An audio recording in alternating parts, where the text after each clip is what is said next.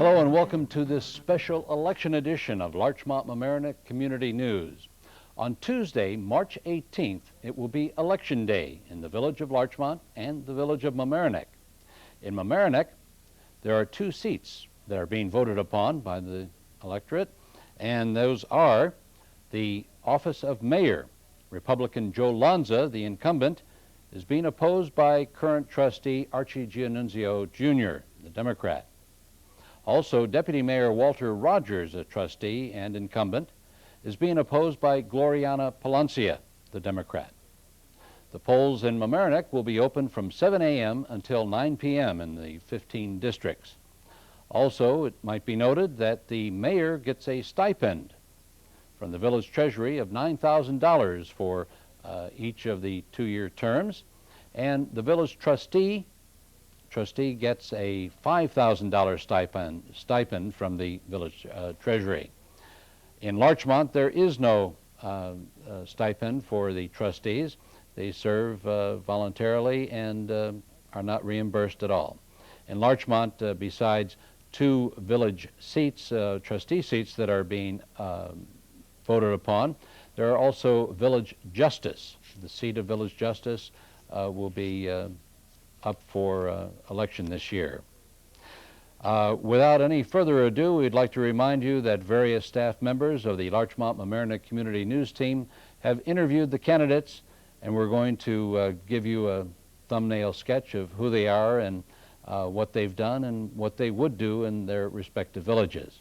First of all, we'll present the village candidates running in Mamaroneck Village, starting first of all with the Democrats and Gloriana Plancia.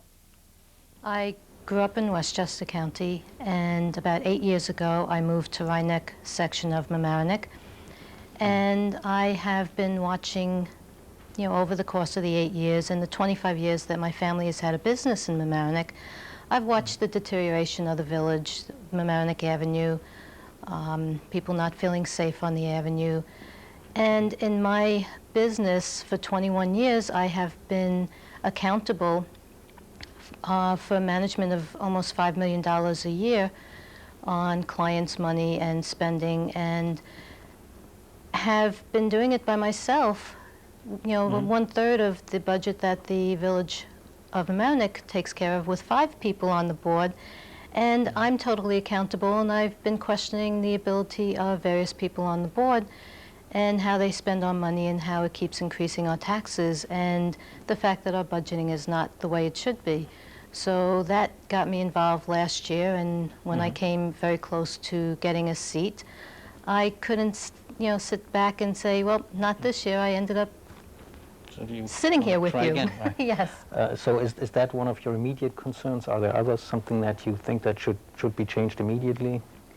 Well, unfortunately, there are a lot of things that need to happen. We are in a deficit. The village paid accountant on January 27th at the board meeting very clearly stated there was a deficit. It's written in, in ink. There was a deficit of $444,000. Now, they kind of dismissed the $200,000 that was for snow removal because that will be taken care of this year's budget. That's like taking your checkbook and writing a check out in anticipation of your next paycheck, and you've already gotten it spent. So we really are in a deficit of $444,000, and this is not the first time it's happened. It's happened once before, and curiously enough, both times happened when Walter Rogers was a trustee.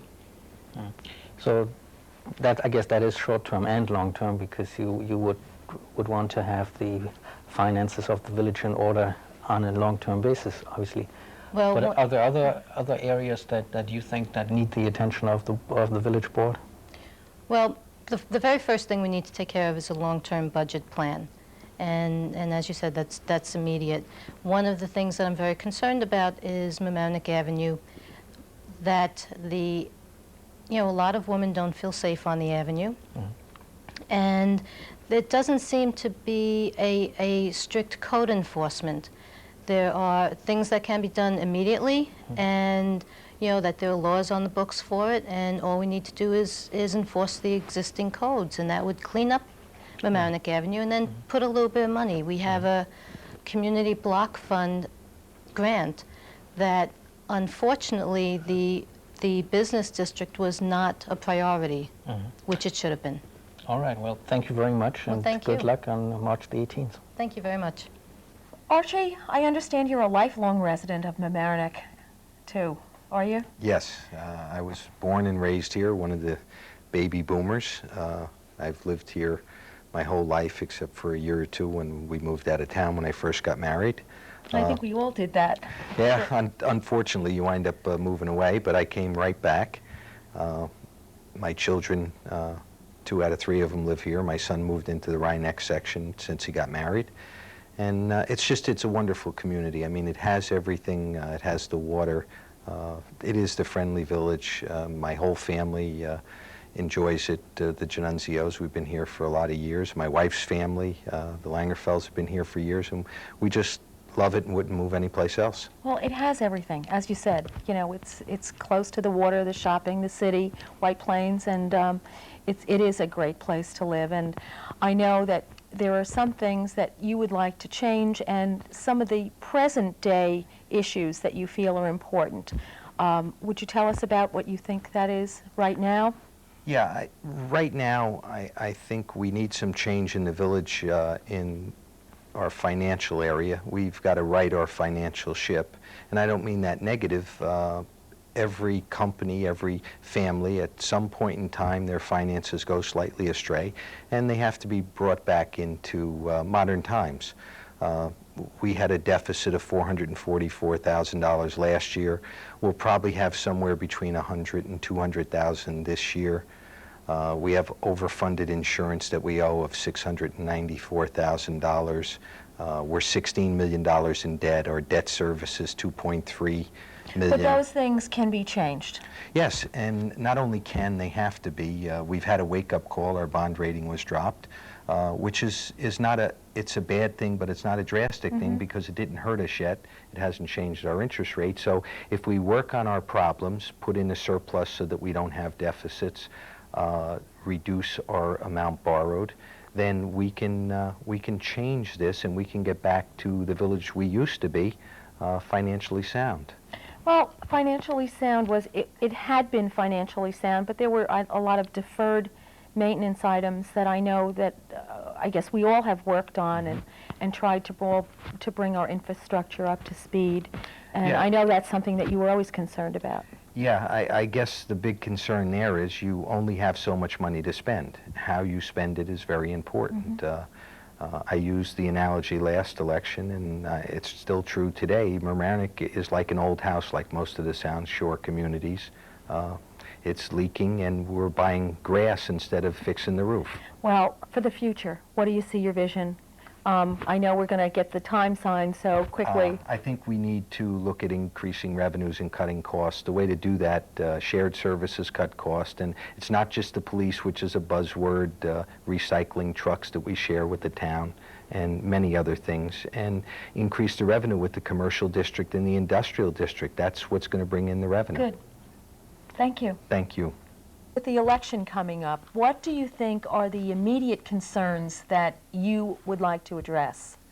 If elected. Okay. Yeah. Okay, I think there's really 2 major issues that we have, and of course one of them is the rehabilitation of the central business district, which I hope that we can work with the merchants and the owners of the buildings in a cooperative manner. And the second issue, I think, is really taxes. You know, we have a problem in the village here.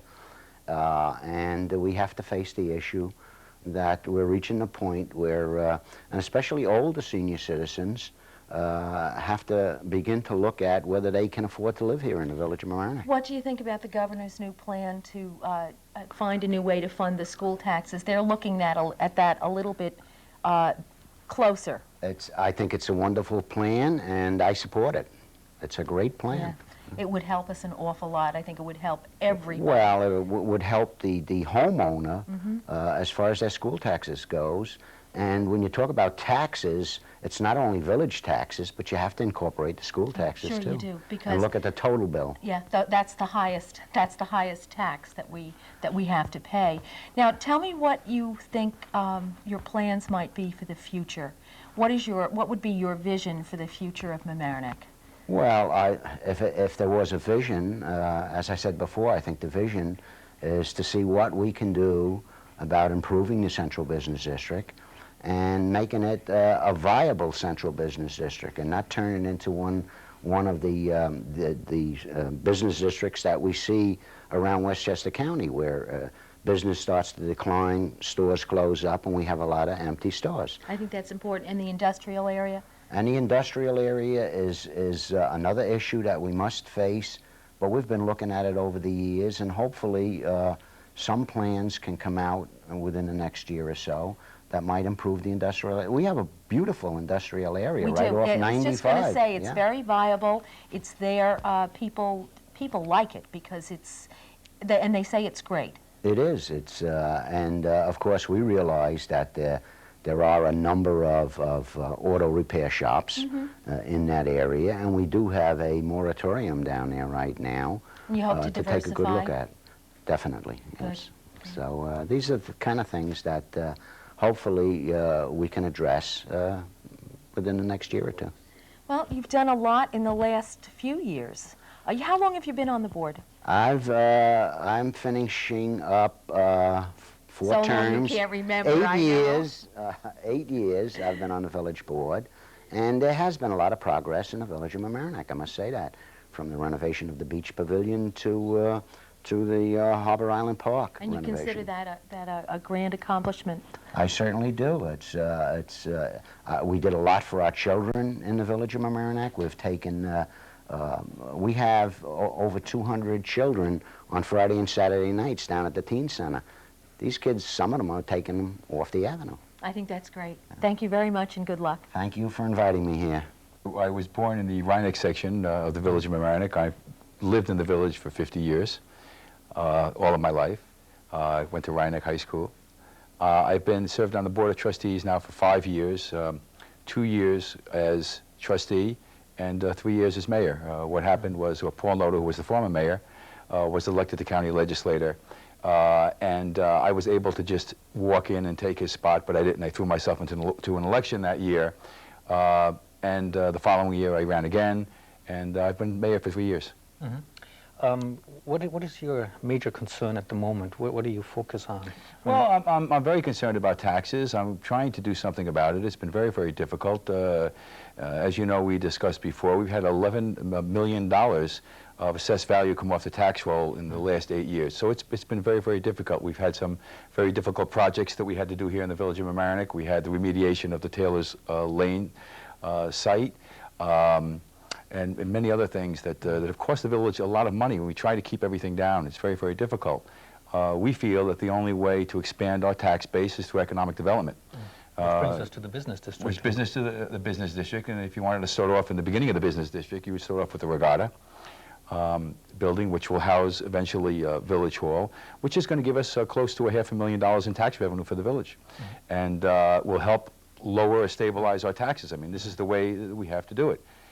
With that, once that is built, it will enhance that lower end of Mamaroneck Avenue, and hopefully it will enhance the rest of Mamaroneck Avenue.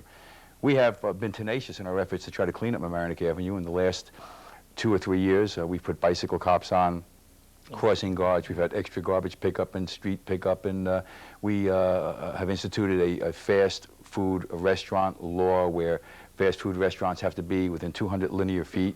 More than 200 linear feet of each other. So we've done quite a bit down there. We've also tried to move some of the kids off the street and bring them down to the pavilion, which is now the Walters Rogers Recreation Center. That's in Harbor Island. At Harbor Island, and get them off the street into a controlled environment. So we've been tenacious down there. We've tried to do a lot of things. We've also have removed 120 individuals who were illegally housed in apartments over the stores in the Central Business District. So we keep on moving, and hopefully we'll really enhance the village. I mean, I can see in the next couple of years Mamaroneck Village being the premier village in Westchester County. So that is your plan for the future. Yes, it's my plan for the future, yes. Well, good luck for the election. Well, I thank you very much, Sven. Thank you for being here. Thank you for having me. So there you have the candidates in Mamaroneck Village. 2 candidates running for mayor in the village and 2 candidates running for trustee. Moving over to Larchmont, we remind you that the polls in Larchmont open an hour earlier than they do in Mamaroneck Village. They open at 6 a.m. and they close at 9 p.m. on March 18th, Election Day. The positions in Larchmont that are being voted on in this election, there are 2 Democrats running for the 2 trustee seats, 1 Republican running for a trustee seat, and he's the incumbent, Ken Bialo. The other 2 Democrats running for trustee seats, Glenna Gray and Maryann Mmma.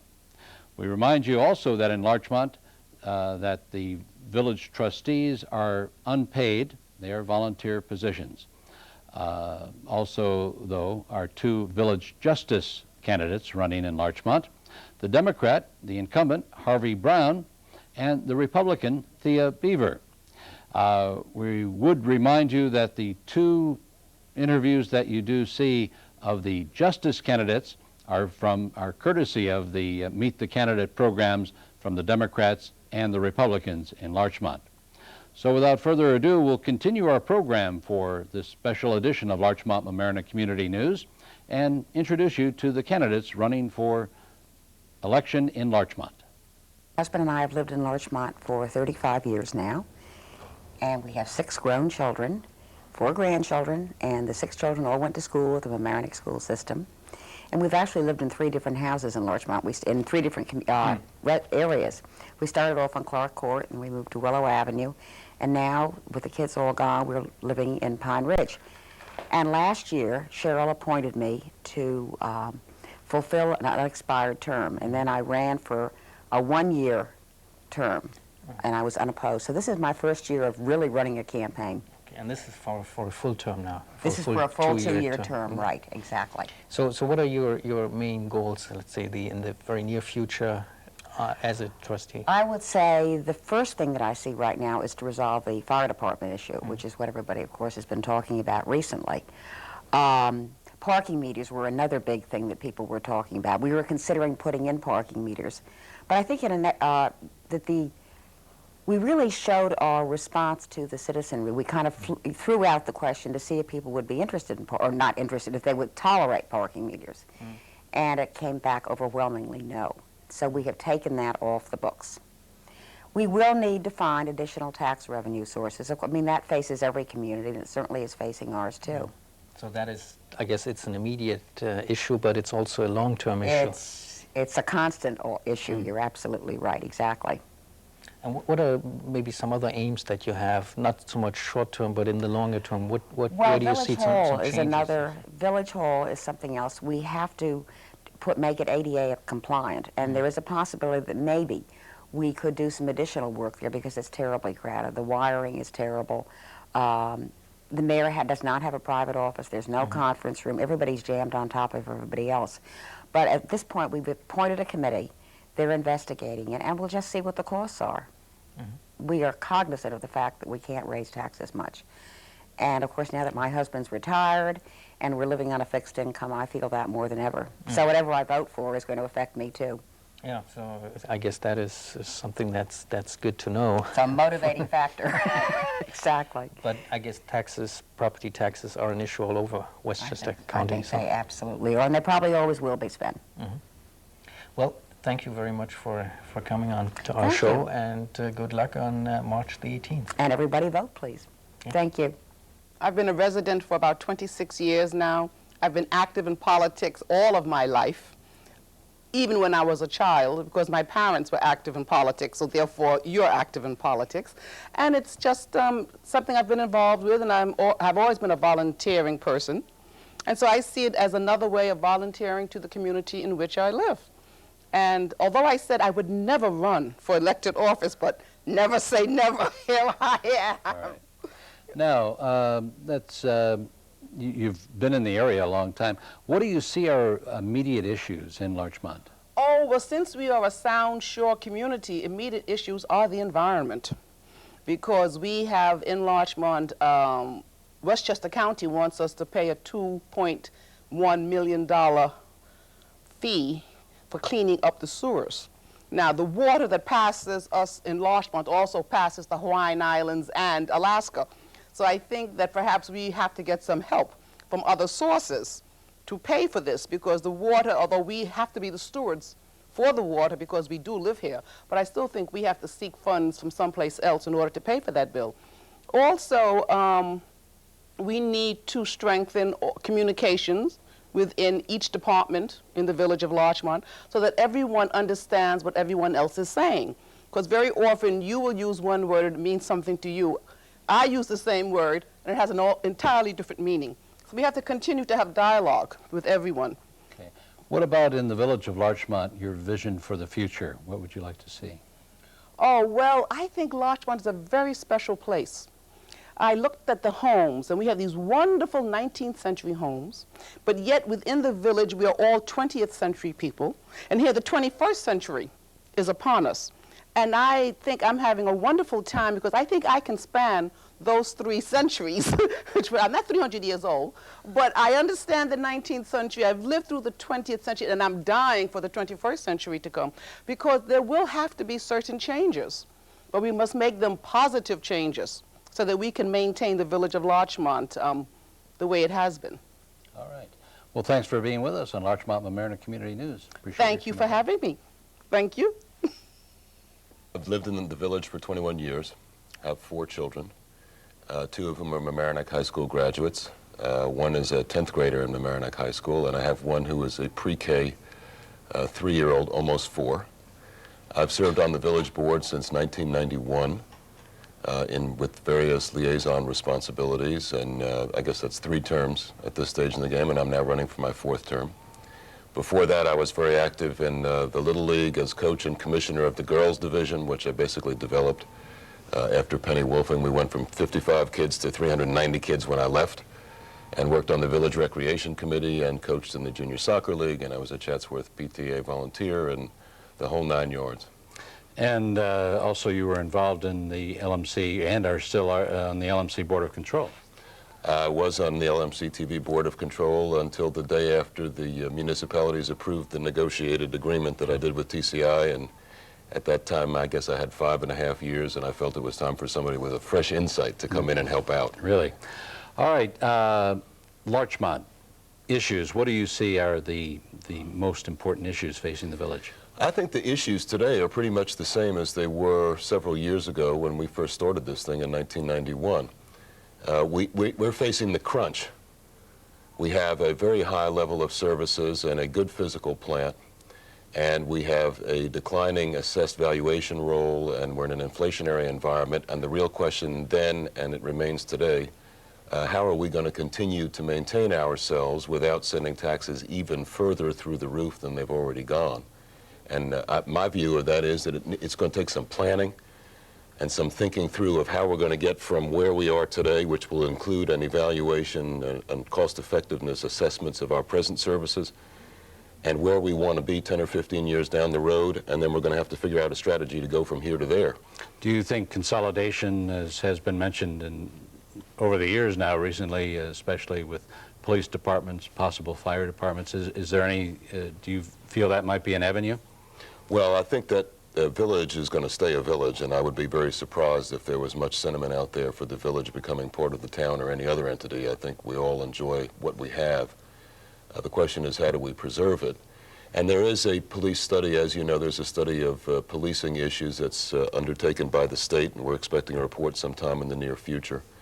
Hopefully it will indicate some good things about how some things might be shared or how there might be some collaboration, but I cannot imagine that there would be anything like a consolidation without first going to the voter public and asking them in a referendum, and I would be very surprised if it came back positive, even if the numbers were very substantial, but you never know. Approaching the 21st century here, what's your vision of Larchmont in the future? Well, as you know, the village is a pretty well-developed community. There isn't much room for anything new to go in, and so I think what we're looking at, and I guess what I'm thinking about, is that it will continue to be a bedroom community for the city, as people begin to work more at home, we understand these trends are coming. People will work more at home with computers and teleconferencing and other kinds of activities. We will need to continue the same high level of services, and I would like to see the village remain a wonderful place to live, and with the wonderful sense of community participation and volunteerism that we have now, perhaps enhanced and taken to the next level. Perhaps there are other things inside the village that we can do that we haven't yet thought of, by way of bringing ourselves together as a community and having even greater participation by our volunteers. Ken Bialo, thanks for being with us on Larchmont Mamaroneck Community News. Thank you, Roger. The village justice has been perhaps the most exciting part of my legal career. I've been village judge now for 8 years. I've been practicing law for about 22 years. And I found that my experience, first as a lawyer and now as a judge, has led me to an even greater appreciation of our law and the administration of justice.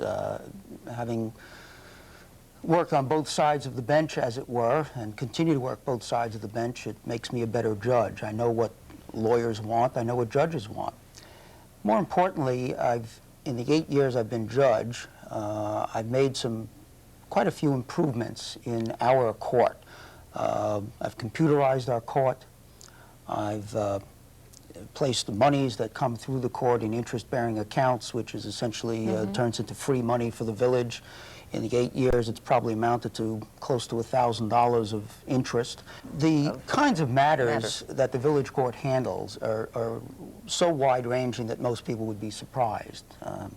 We have criminal jurisdiction of any crime that is committed in the village of Larchmont. Anybody who is arrested in this village for any crime, be it from the most heinous down to the most innocuous, is brought before the village justice first, where the person is arraigned, they are advised of their rights, they are assigned an attorney. I have to make decisions on whether that person is to be released on his own recognizance, whether bail is to be set, whether they are to be held. The village court, when the family court is not in session, the village justice acts as an acting family court judge. My husband Bill and I moved to Larchmont about 13 years ago. We thought it was the perfect place to raise our children. I know a lot of people feel that way. Absolutely. And we became involved in the church and the schools, and I was an active member of the Junior League. And once my older 2 children got into full-time school, I was able to fulfill a dream I had always had, and that was to go to law school. I graduated and immediately became involved in the family court system as a law guardian, and have since been working in that capacity. I represent children in a myriad of different kinds of matters, such as abuse, neglect, visitation in custody, as well as juvenile delinquency. And I also immediately became involved with the 100-year-old firm of Secord, Young, and Rosenstock in New Rochelle.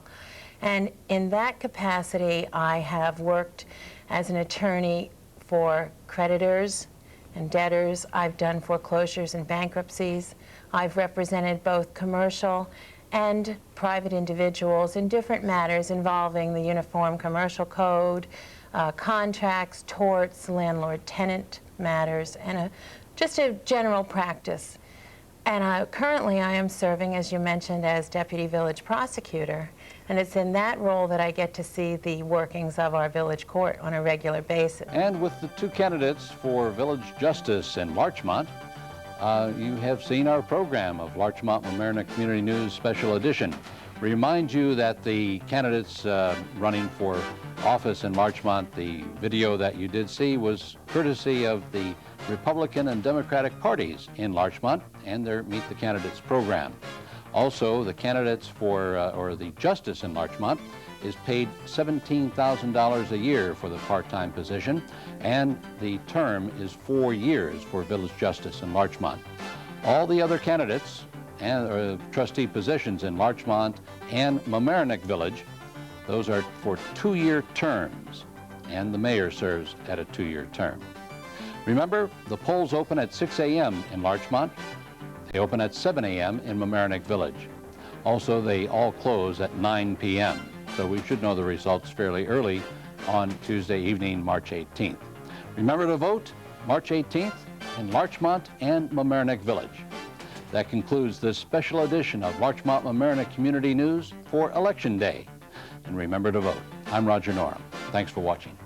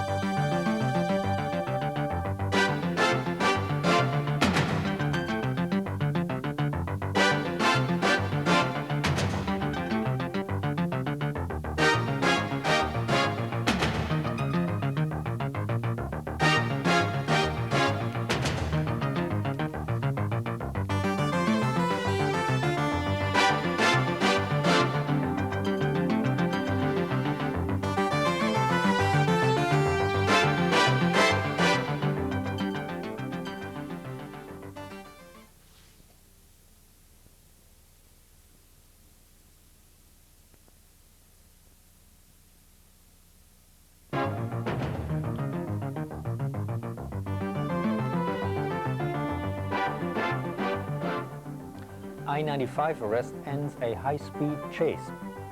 Indelegato's ethics update. Parents angered over special needs pre-K closing. The state seeks out tougher laws to wipe out child smoking. The Damn Yankees troop of Mamaroneck High School takes a field trip. And the Hunger Task Force visits our studio, all on this edition of Larchmont Mamaroneck Community News.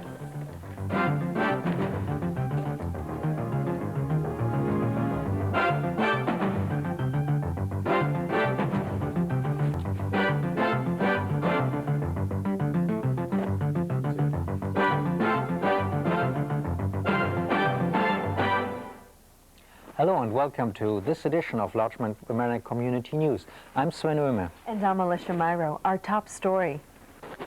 The proposed 1997-98 budget for the Mamaroneck School District shows an increase of almost $2 million to a grand total of more than $58 million. But in spite of the increase, cuts in the pre-kindergarten special needs program will be made. The program is currently available to 3- and 4-year-olds. Next school year, it will be cut back to admit only 4-year-olds. During the following year, it will not be offered at all. According to the Daily Times, Bradford Stein, the president of the school district's Board of Education, said that the cuts in state funds are forcing the district's hand. The special needs program is funded by the state and the county. In addition to the cuts by the state, New York State is also 18 months to 2 years behind with payments for the program. As far as the regular pre-K program is concerned, it may also be limited to only 4-year-olds. But the school district seems to be somewhat optimistic that state funds may be restored before the budget deadline. Parents of children who will be affected by the cutbacks of the pre-kindergarten special needs program made their opinion on the cutbacks known to the school board last week. The Mamaroneck Ethics Board has submitted its report on Town Attorney Charlene Indelegato, and the answer is all clear. Just 1 month ago, Indelegato represented a private client before the New Rochelle Board of Appeals on zoning. As a former city manager of New Rochelle, this was in violation of New Rochelle's ethics code. Mamaroneck Town Republican Chairman Mark Mannix referred these actions to the Mamaroneck Ethics Board and demanded that Indelegato resign. The town board turned the case over to the town's ethics board after refusing to ask for a resignation. Mannix's actions were believed to be politically motivated. It is true that Mamaroneck's ethics code forbids town employees from appearing before a town board or commission even after 2 years from their termination of employment. But they do not have rules when town employees appear before boards in another municipality. The Ethics Board only made mention in a letter to Town Supervisor Elaine Price that town employees should be familiar with ethics codes in communities in which they appear in a private capacity. Over the years, we have seen a number of plans for David's Island, the island off the shore of New Rochelle and Long Island Sound, and they've made headlines. None of the plans ever made it beyond the drawing board. But now, new ideas are being circulated. With the story, here's Larchmont Mamaroneck Community News reporter Catherine Caywood. After Donald Trump's plans for David's Island came to a halt, the College of New Rochelle announced an international competition for designs for the best use of David's Island. The Castle Gallery has had over 500 requests for applications. These requests have come from Westchester County, Manhattan, and also from countries such as Australia, Cyprus, Denmark, France, Hong Kong, India, Israel, Thailand, and Uruguay. Teachers and professors are even using the competition as a class project at high schools and universities. The entries are due on April 1st, and the winner will be announced on April 13th at an exhibition and reception at the Castle Gallery. The prize is $5,000. For Larchmont Mamaroneck Community News, this is Catherine Caywood. New legislation is supposed to prevent underage persons from buying cigarettes. Larchmont Mamaroneck Community News reporter Ginny Neumeister has the details of the new laws. The newly formed Mamaroneck Schools Foundation presented a total of $67,000 in grants that were given to 6 programs to enhance Mamaroneck School District's curriculum. A $40,000 grant was given to refurbish the Hommock School Planetarium for all children in the district to use. 2 grants of $7,500 were awarded to Chatsworth and Mamaroneck Avenue schools for educational equity and diversity awareness. A theater arts program for students K through 6 received a grant of $6,000, $4,500 for a chess program to provide a lunchroom activity that is neither academic nor athletic, and an oral histories project at Murray received $1,500. President of the newly formed foundation thanked everyone for their assistance and hard work in raising the funds needed for these projects. For Larchmont Mamaroneck Community News, this is Ginny Neumeister. Chase that began on I-95 ended in Mamaroneck on Thursday, March 6th. That evening at about 10:30, a state trooper tried to stop a 1993 red Toyota that was exceeding the speed limit. When the driver of the Toyota noticed that he was being followed, the driver increased speed and switched lanes in an attempt to avoid the state trooper. The car finally hit a center guardrail near the Fenimore Road exit in Mamaroneck Village. The driver of the car and the 2 passengers fled on foot from the crash into the industrial area of the village. The 2 passengers were arrested minutes after the crash by state troopers. The driver was able to get away initially, but he was arrested about 2.5 hours later by Mamaroneck Village Police on Halstead Avenue. The crash of the Toyota was bad news for its owner, as the car had been stolen that same day early in the morning in New Rochelle. Many people in our area may not be familiar with the Larchmont Mamaroneck Hunger Task Force.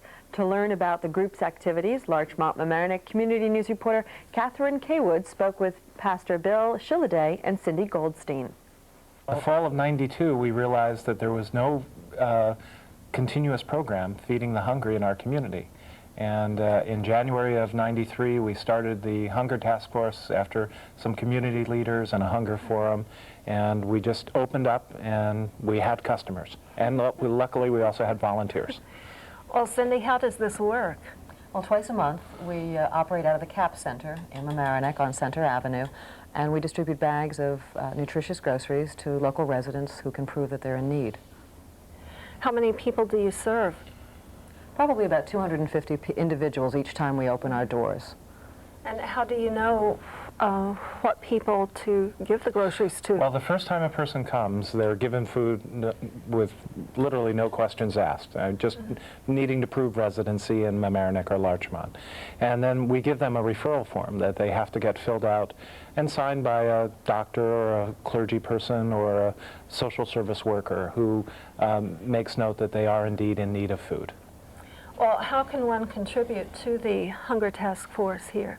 Well, certainly we need volunteer time, and anyone interested in that or donating food could call 833-1806 and sign up. Now, I understand we also have teenagers involved in helping. Lots of kids are involved. Sometimes families come and pack groceries together, but we have Girl Scout troops, Boy Scout troops, youth groups, the high school send people. It's really very heartwarming to see all the kids coming out to help. And you mentioned earlier that sometimes people do community service in lieu of a fine. Sure. The local judges often ask people to do community service, and this is a great place to do it. And some of our high school students are in their service hours doing this for graduation. So.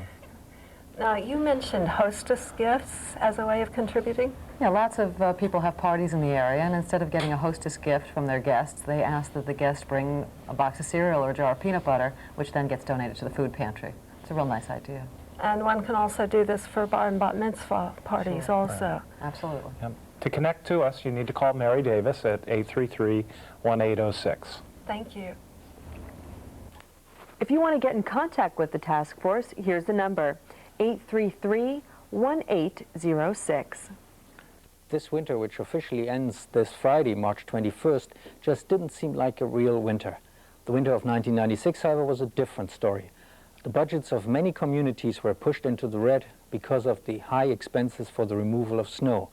Westchester County and 18 communities have now received $1.4 million of state and federal funds to reduce the impact of the expenses caused by the early January blizzard of 1996. Out of the $1.4 million, Mamaroneck Town will receive just over $33,000. Earlier this year, 25 communities in Westchester County, among them Mamaroneck Village, already received $1 million. You may remember the Environmental Bond Act that was approved last year. New York State Governor Pataki proposed last week that out of a total of $3.7 million, $2.9 million will be used to repair sewers in the Blind Brook Sewer District. $760,000 will go to improvements of the Blind Brook Sewage Treatment Plant. According to the Daily Times, State Senator Susie Oppenheimer and Westchester County Assemblyman Ronald Tochi, both Democrats, applauded the announcement by Governor Pataki. Last year, the Mamaroneck Schools Foundation was established. March 10th will go into the history of the foundation as it handed out grants at the high school's Post Road Conference Center. Larchmont Mamaroneck Community News reporter Ginny Neumeister has the details of the story. The newly formed Mamaroneck Schools Foundation presented a total of $67,000 in grants that were given to 6 programs to enhance Mamaroneck School District's curriculum. A $40,000 grant was given to refurbish the Hommock School Planetarium for all children in the district to use.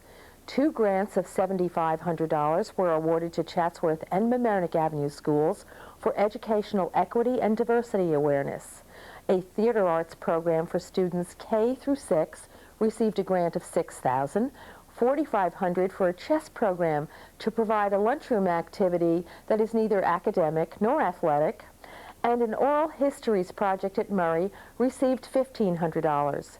President of the newly formed foundation thanked everyone for their assistance and hard work in raising the funds needed for these projects. For Larchmont Mamaroneck Community News, this is Ginny Neumeister. Westchester County Airport is in the news again as the cutting of a number of trees is planned by the authorities. Larchmont Mamaroneck Community News reporter Guy Vitro has a story. More than a year after a $21 million terminal opened to serve commercial flights at Westchester County Airport, the county now wants to upgrade facilities for what it sees as the airport's real mission, catering to small planes.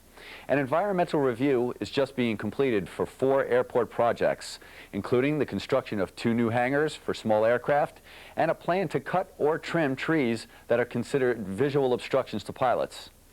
The projects planned since the mid-'80s have already generated at least 1 lawsuit and a lot of bad feelings with neighbors, particularly over those 1,001 trees in question.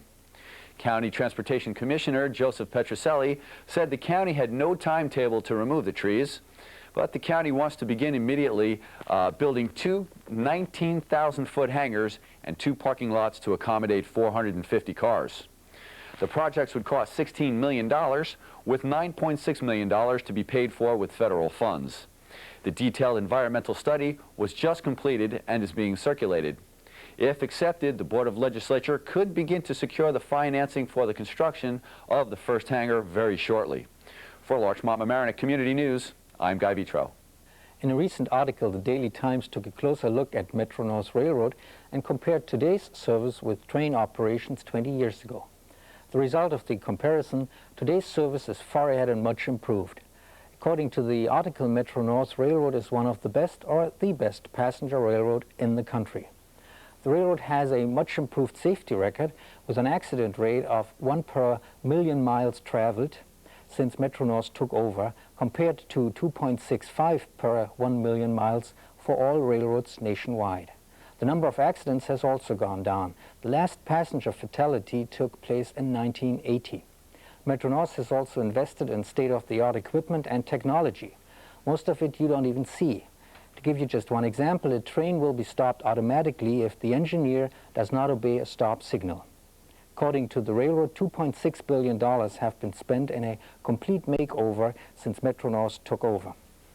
The Mamaroneck Theater Group went to Yankee Stadium. Larchmont Mamaroneck Community News reporter Kathleen Hurley has the details of the story. Mamaroneck High School's senior musical had a very special field trip. They were standing on the field of the one and only Yankee Stadium. The purpose of this trip was to give them inspiration for their upcoming performance of Damn Yankees. The students were extremely excited about this experience, especially for those who are Yankee fans. Well, they have their play director, Edie Ann Wrighty, to thank. She occasionally sings the national anthem at Yankee Stadium and was able to arrange this unique trip for her cast. The students are scheduled to perform Damn Yankees on March 20th, 21st, and 22nd at Mamaroneck High School's Post Road Auditorium. For Larchmont Mamaroneck Community News, I'm Kathleen Hurley. Well, Larchmont Mamaroneck Community News reporter Jamie Stein always takes her video camera with her, and here she is with her very latest report. Okay, over this weekend we have a couple of events happening from our schools. March 20th through the 22nd, those Damn Yankees are going to be shown at Mamaroneck High School at 8 p.m. And on Saturday, March 22nd, that's this Saturday, 11 to 4, Rhinebeck High School is going to be holding their annual country fair. That is going to be from 11 a.m. to 4 p.m. at 300 Hornage Road in Mamaroneck. I hope to see you there.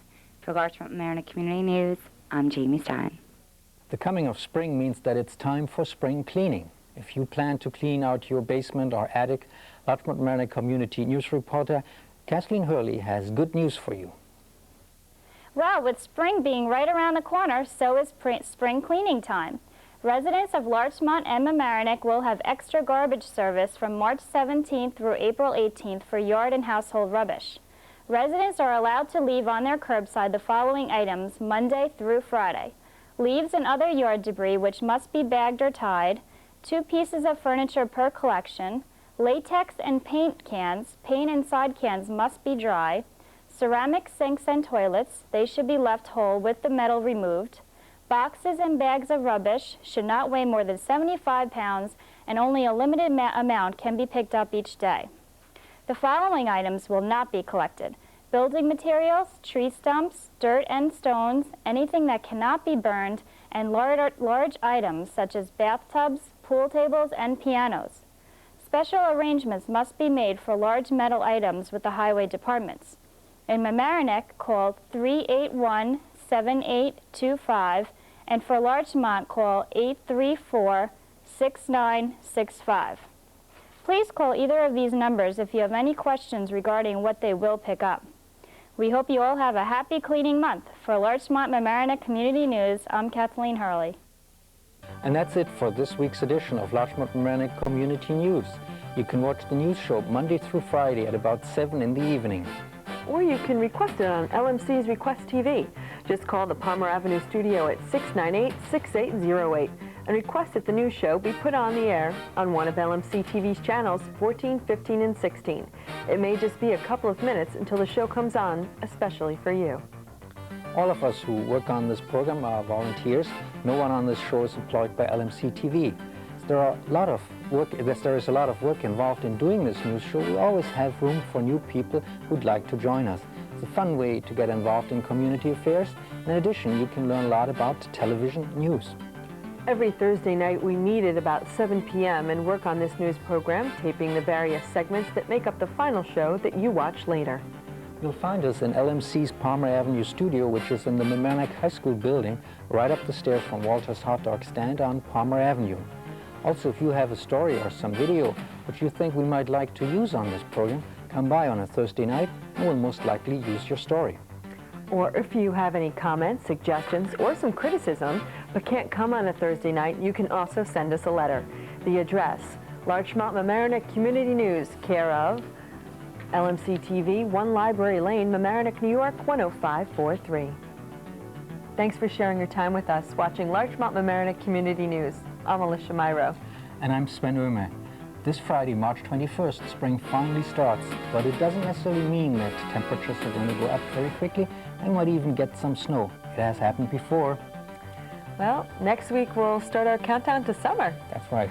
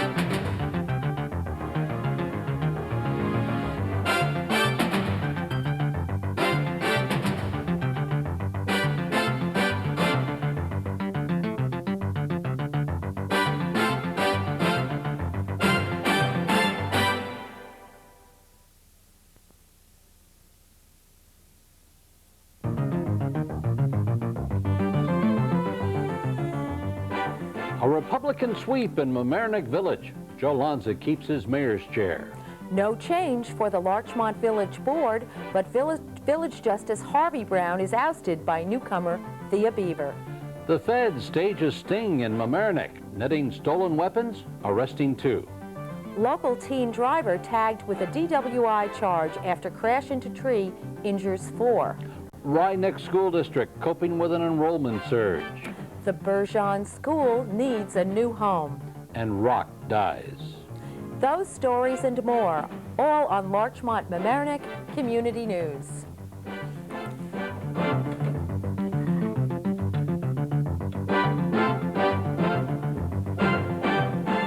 Hello and welcome to the end of March 1997 edition of Larchmont Mamaroneck Community News. I'm Roger Norum. And I'm Jenny Neumeister. Our top story: the village elections in Larchmont and Mamaroneck are over, with Mamaroneck re-electing its Republican mayor, Joe Lanze. He soundly defeated Democrat challenger and village trustee Archie Gianunzio. Lanze beat Gianunzio by about 800 votes of the 3,500 that were cast. LMC-TV offered live election night coverage direct from Village Hall, where the winners and losers gathered. I just want to say thank you to all of you. It was a long, grueling campaign. It was a very, very difficult one. I know the village feels now, most of the residents in the village who voted feel that Walter, I, and Martha are taking the village in the right direction. And I can only promise you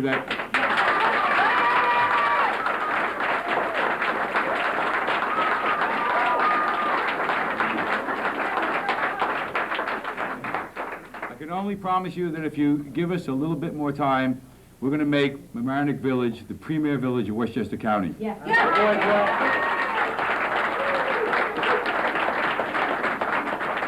If there's anything I feel bad about, I guess it's the poor turnout that a third of the voters turned out.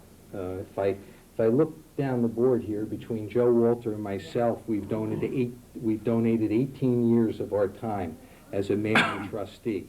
If I think about the school board and the zoning board and the budget committees, we've probably given 50 years of our time. Gloriana probably another 10. So 4 people that just ran for office for this village have donated over 60 years of their time to help the residents. And yet, 2/3 of those residents couldn't spend 10 minutes to go vote. And I don't really care who they voted for. So I'd just like to ask the residents in the future, just come out and vote, if for no other reason than to make it so that there are people like us that are willing to give our time. No matter who wins or loses, at least you show the volunteers that they mean something, and it makes us feel a lot better. And I'd like to again thank everybody, and I will work hard over the next year.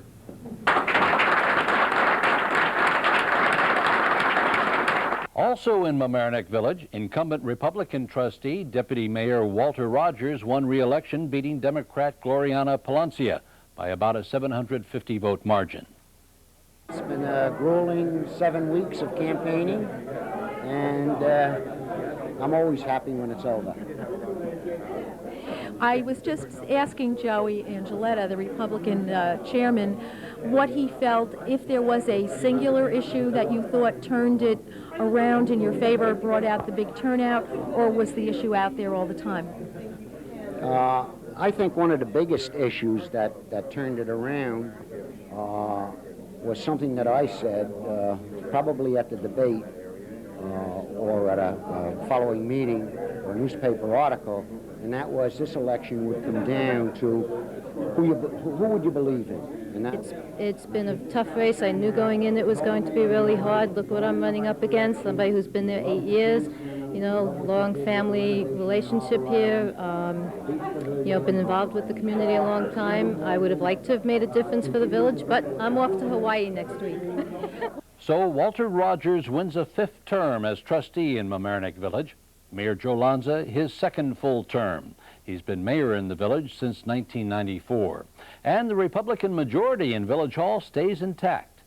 And we're only another year away from another election day. Then 3 trustee seats will be up for grabs, including those of the 2 Democrats, Archie Gianunzio and Steve Goldstein.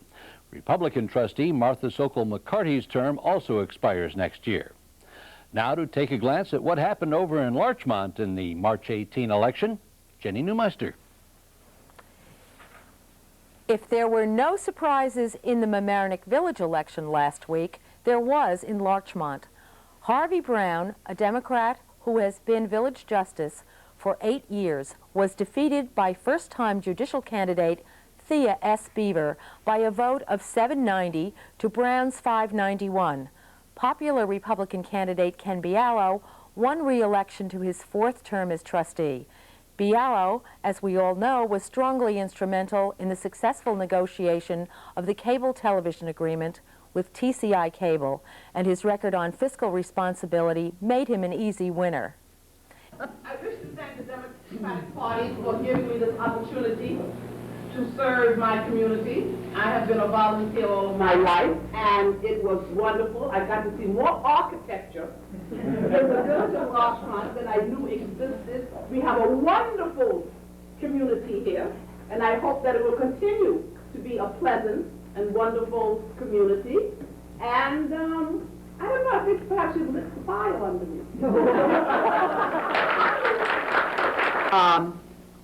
This has, being trustee my 1 year, has been the most fulfilling thing I've ever done, and I've had a lifetime of volunteer work.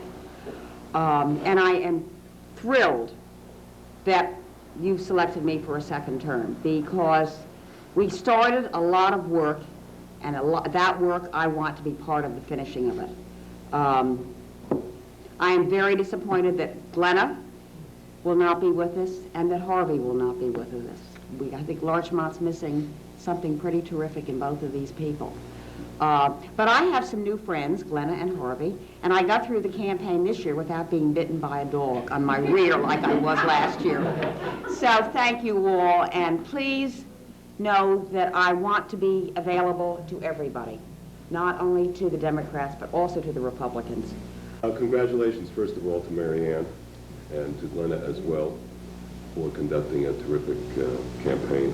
It was high-toned, as I think it has to be around here, and it had none of the bitterness that you can see in political campaigns in surrounding areas, or for that matter on the larger scale, in the county, in the state, and in the federal government. I want to thank the voters for their support, and to say again that I regard it as a distinct honor and privilege to serve this community. I look forward to working with my colleagues on the board in resolving the difficult problems that we face. Our first issue, of course, coming right around the corner is the budget, which is one of my favorites. I have been truly honored to have served in village justice for the last 8 years. It's been one of the most rewarding and satisfying things I've done in my lifetime. I would like to express my thanks to many people, and especially to the residents of the village. The outpouring of support I have gotten from all ages, from both parties, is just heartwarming.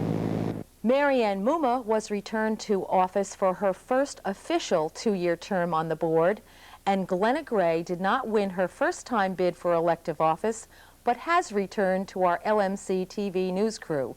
So there is life after politics. Glenna? Yes! Here we are. Yes! As far as I'm concerned, Larchmont's loss is our gain. Tell us a little bit about running as a first-time candidate. What did you like the best and what wasn't so much fun? Well, I had a chance to explore all of the village of Larchmont, and which is wonderful. Knocking on doors? Knocking on doors, getting a view of Larchmont in the daytime, which has quite changed over the 26 years that I've been here.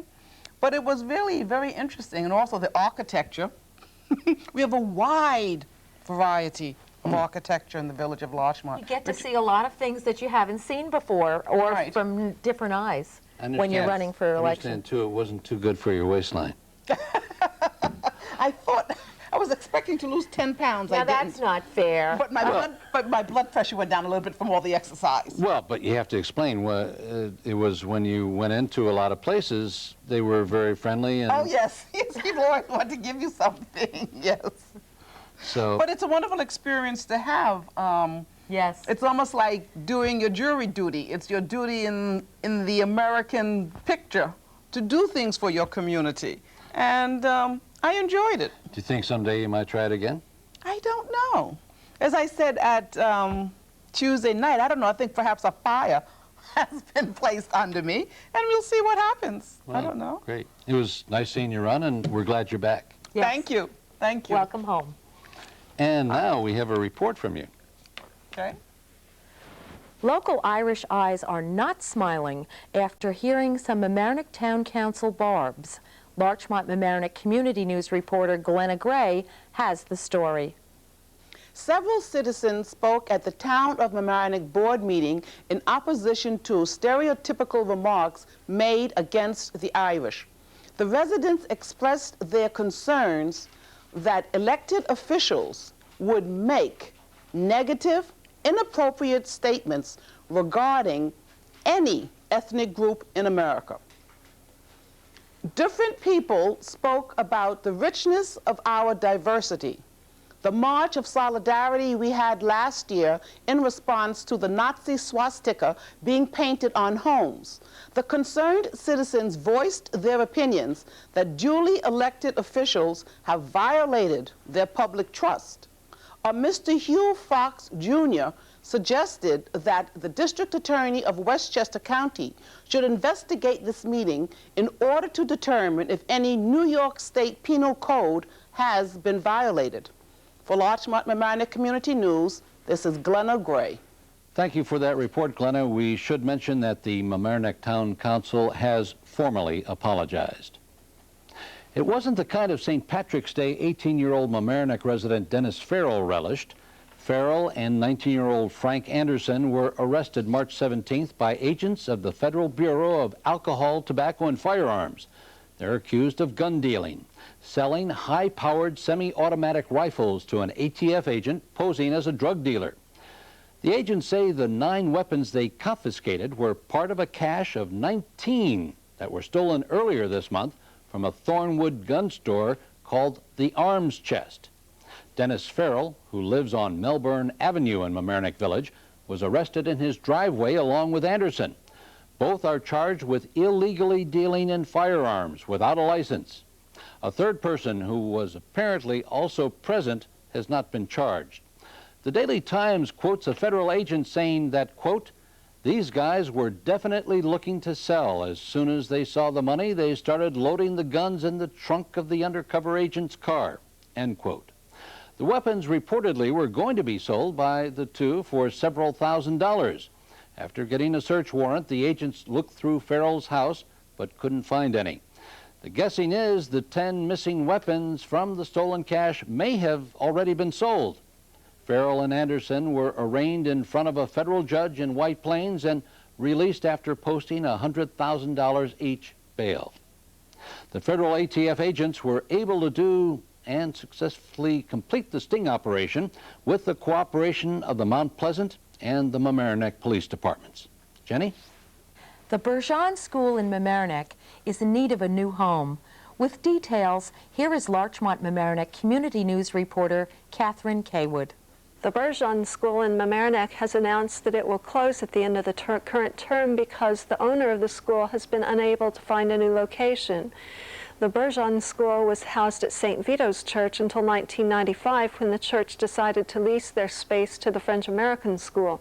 But since then, the Bergeon School has been divided into 2 locations. One is in the Village Health Center on Stanley Avenue, and the second is on Halstead Avenue in space it shares with a dance studio. This school is a private Montessori school which teaches about 50 students ages 2 to 6. Jane Schumer has been looking for a new location for over 2.5 years. Now, the parents of the students of Bergeon School have united in an effort to find a new location for the school.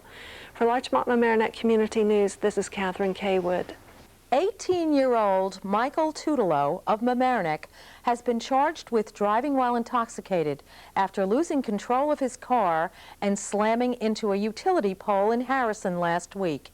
He was issued a summons while at the Westchester County Medical Center, where he was being treated for multiple fractures. 4 other passengers in the car were also injured, ranging in age from 14 to 21 years. The local teenagers are being treated for shock and other injuries sustained in the accident.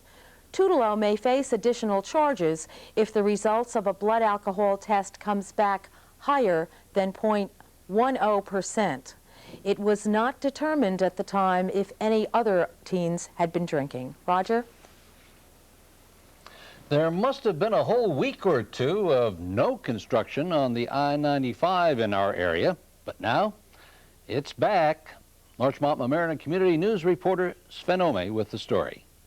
For 8 years, construction on I-95 has been an only too familiar hassle for motorists. Roadways narrowed from 3 to 2 lanes, concrete barriers right next to traffic lanes, construction equipment, and subsequent traffic jams became part of the throughway driving experience. Also, one should not forget the dirt, noise, and dust that residents along the throughway had to endure all these years.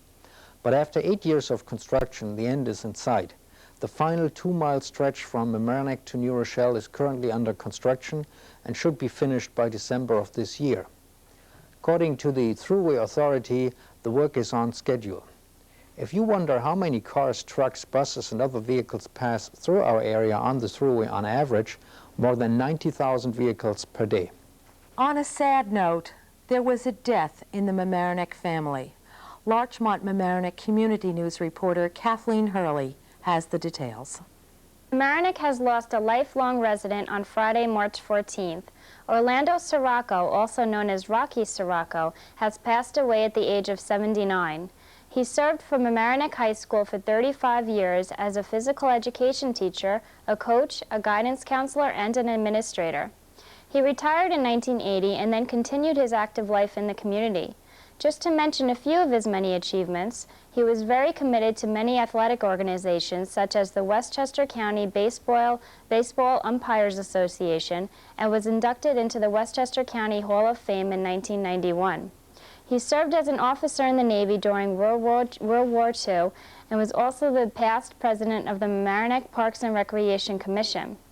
Orlando Rock Sirocco is remembered by his friends as a wonderful role model for all who knew him. He is survived by his wife Gilda, 3 sons, 1 brother, and 8 grandchildren. Memorial contributions may be made to the Ride Next Student Aid Fund, 310 Horridge Road, Mamaroneck, New York, 10543.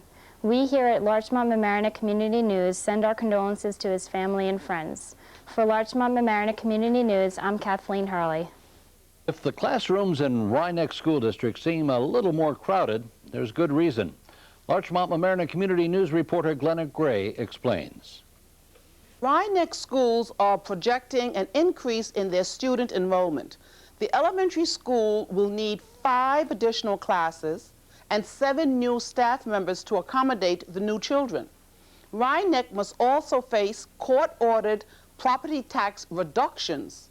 The assessed property value in Rye Town is expected to drop by $285,269, according to the Gannett newspaper.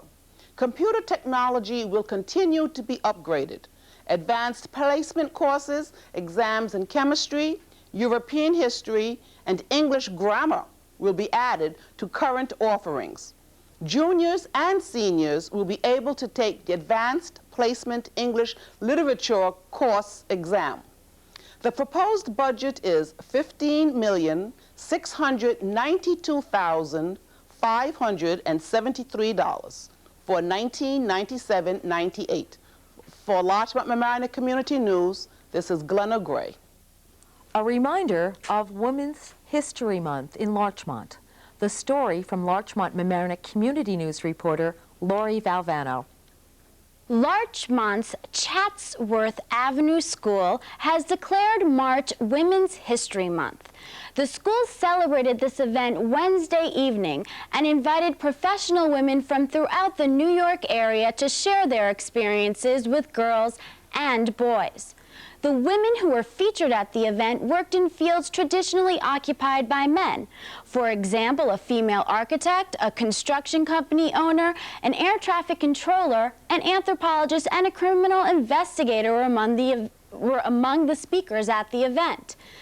This annual event materialized from a PTA talk on gender bias in the classroom about 3 years ago. The event taught girls and boys that they can do anything their hearts desire. As long as they work hard and follow their dreams, there are no limitations based on gender. For Larchmont Mamaroneck Community News, this is Lori Valvano. Westchester County Airport is very convenient, but it's also very noisy. Larchmont Mamaroneck Community News reporter Catherine Caywood elaborates. Aren't you glad that you live in Larchmont or Mamaroneck and not near the Westchester County Airport? People who live near the airport complain that the noise pollution has become dramatically worse since the completion of the new terminal. The Natural Resources Defense Council recently released a study which examined every flight and noise complaint at the airport over the last 5 years. And according to their report, the number of complaints has tripled since the completion of the new terminal. Even by 1994, the number of commercial flights had already reached the level that was expected by 2006. According to these reports, commercial flights generate 68 times more complaints than small aircraft, and night flights were more disruptive than the day flights. So when we feel like complaining about some aspect of our community, I guess we should just be thankful that we don't have any commercial airlines waking us up at 6:30 every morning. For Larchmont Mamaroneck Community News, this is Catherine Caywood. A little self-expression through dance, and Larchmont Mamaroneck Community News reporter Kathleen Hurley explains. Mamaroneck has a wonderful Good Samaritan figure in their off-center dance theater. Joe Cavese, who runs the theater, is volunteering his time and talent for a project involving 40 children from Brooklyn and the South Bronx. They come to Mamaroneck twice a week to receive dance lessons from Cavese, to prepare for a very special performance at a tribute dinner on April 24th at Windows on the World. Most of these children are homeless or from underprivileged families, and this program is a very new and exciting experience for them. Cavese has volunteered for the project because he believes dancing is a way of expressing oneself, and he hopes this will help the children build up their self-confidence. For Larchmont Mamaroneck Community News, this is Kathleen Hurley. And that's it for this edition of Larchmont Mamaroneck Community News for the last week of March 1997. In case you missed any portion of this news show, you can see it again. This program is on Channel 14 LMC-TV, Monday through Friday at 7 p.m. Also, you can call LMC-TV and ask to see this week's news show. The number to call is 698-6808 after 4 p.m. The crew at LMC-TV will do their best to put Larchmont Mamaroneck Community News on at a time convenient for you. Remember, call 698-6808 after 4. and ask to see the news show. Those of us who produce this news program are all volunteers, and we can always use some help. It's a fun community activity. If you think you might want to join us, drop by when we record the program, and that's about every Thursday night. We do the show at the LMC-TV studio located in Mamaroneck High School on the Palmer Avenue side, just up the stairs from Walter's Hot Dog Stand. We get things going around 7 o'clock on Thursdays. Please send your comments, suggestions, and news items to Larchmont Mamaroneck Community News, care of LMC-TV, 1 Library Lane, Mamaroneck, New York, 10543. And thanks for watching Larchmont Mamaroneck Community News. I'm Roger Norum. And I'm Ginny Neumeister. We'll see you next time. And even though spring is finally here officially, seems someone forgot to tell the weatherman. And we would like to thank our LMC-TV studio hosts and for all that great video from election night that they let us use on this news program. It was really fun to do the election night coverage, and I think it's an important community service that LMC provides the voters and all the residents of the community. And one of these days we'll, well, let's see, they can watch school board meetings and village and town board meetings, all except in Larchmont. But one day that will come too, I'm sure. It may. Anyway, we'll see you next time. Thanks for watching.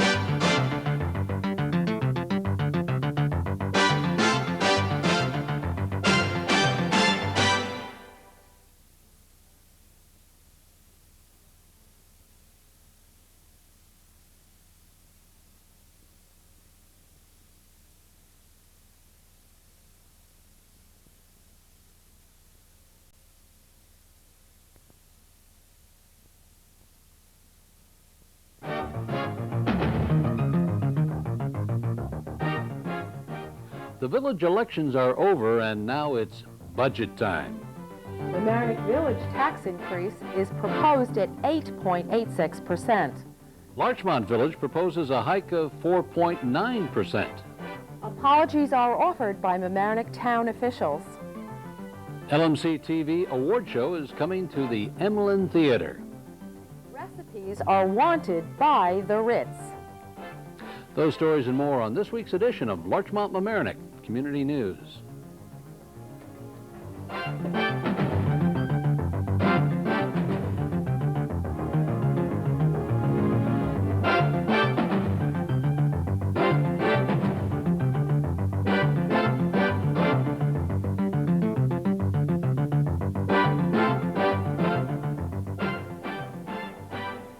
And welcome to the first week in April's edition of Larchmont Mamaroneck Community News. I'm Ginny Neumeister. And I'm Roger Norum. Our top story: now that the village elections are over and the campaign rhetoric shelved for another time, the Village of Mamaroneck Board of Trustees will have to wrestle with a proposed budget totaling nearly $17 million. The increase is $785,000 over last year's budget, which comes out to 4.877%, but the tax increase is actually 8.86, or closer to 9. The total value of taxable property in the village is projected down over $1 million from last year, and much of the loss in assessments is caused by court-ordered reductions in property taxes. The amount bonded as a result of property tax refunds was over $500,000.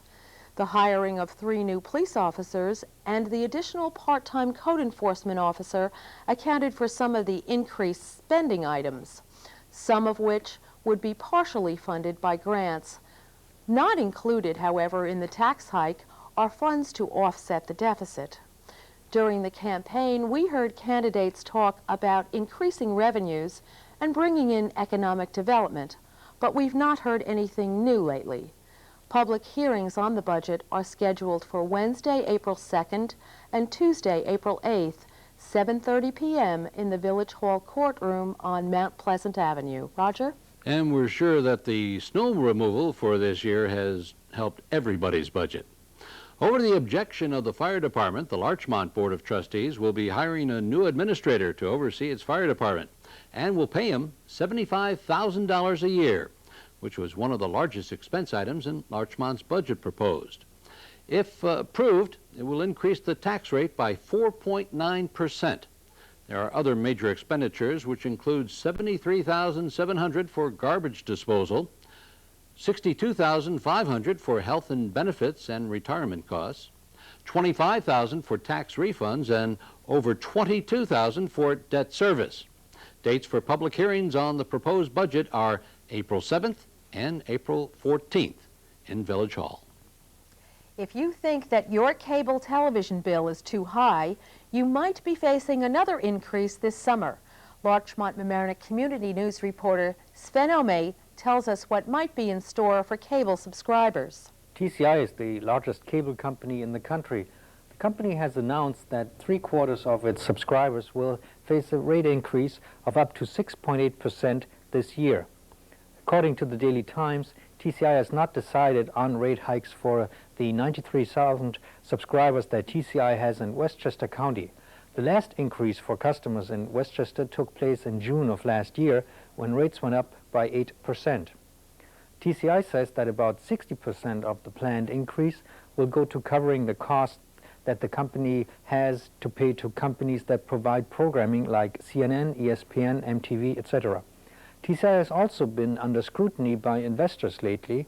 In its response, the company decided to reduce its $15 billion debt load, to cut its workforce by 2,500 jobs, and to cut or freeze the salaries of senior executives.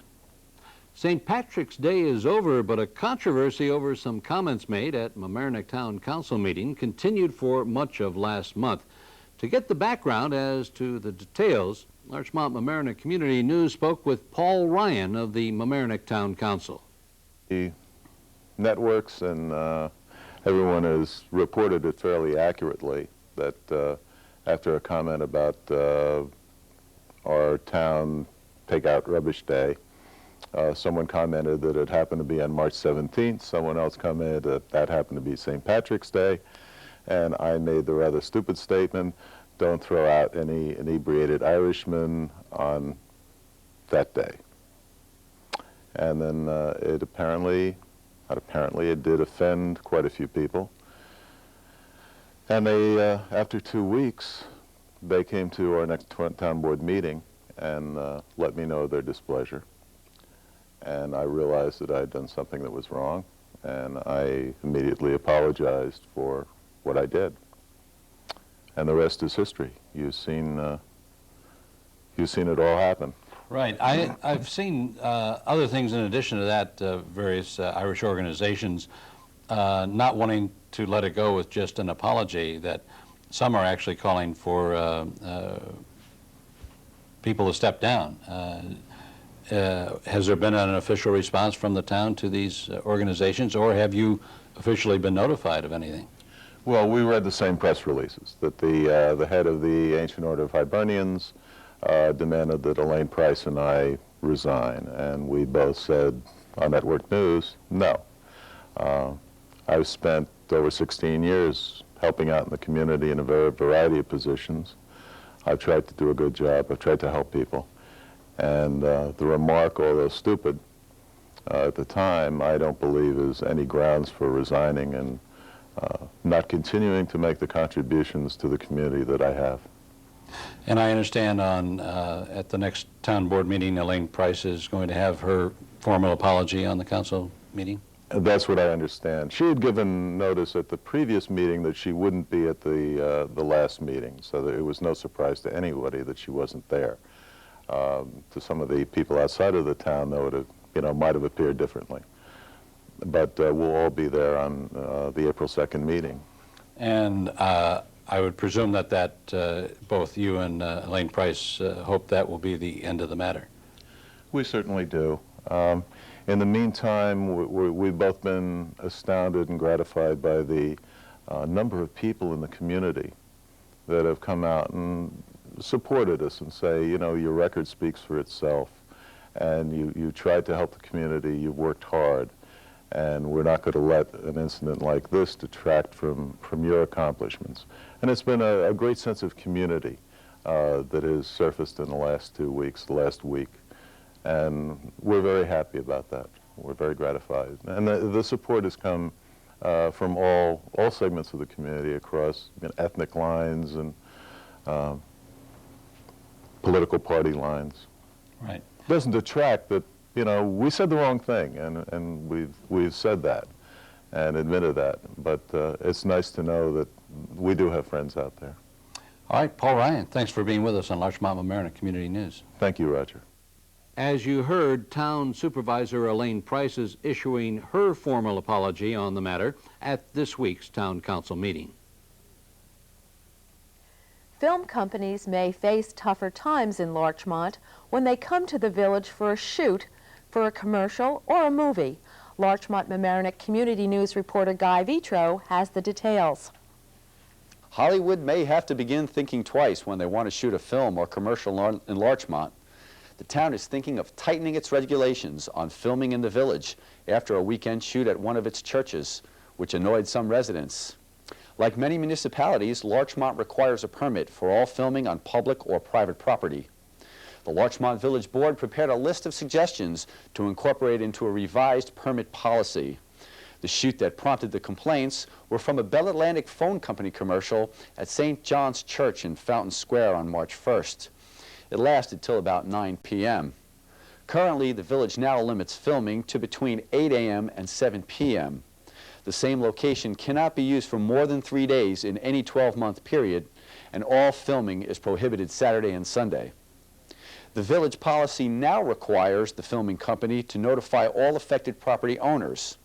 It would be revised, however, to specify those within at least 200 feet of the location with a written description of the scope of the project, including the number of people and vehicles involved.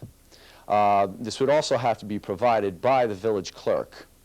The board is scheduled to meet with the village attorney, James Stout, in April to discuss these revisions, and we will keep you posted with the outcome.